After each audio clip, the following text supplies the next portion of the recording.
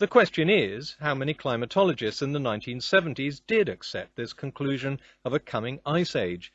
If you want to find out, it's no good thumbing through Time and Newsweek. Boring as it sounds, you have to look at the scientific literature. The first thing you notice is an admission from a lot of scientific bodies that there was great uncertainty about the climate in the 1970s. Okay, but was there any kind of consensus?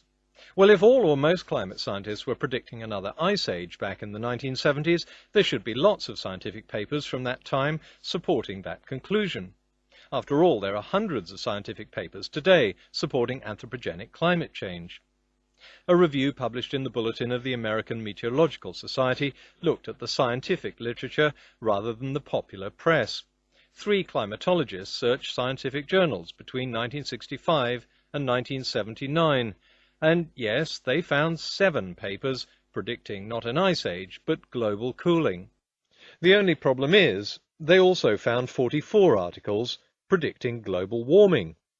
Even though the world was cooling in the 1970s and had been for 3 decades, even so, 6 times as many climatologists predicted that the danger was global warming, not global cooling. The reason is simple. By that time, the mechanism of global warming was understood, the probable trigger for ice ages was beginning to be understood, and the reason for global cooling was reasonably well understood. Climatologists suspected, and we now know, that it was caused by pollution, mostly particulates and aerosols, which blocked sunlight. Even with all the uncertainty, the majority of climatologists concluded that global warming caused by carbon dioxide would eventually overwhelm any global cooling caused by pollution.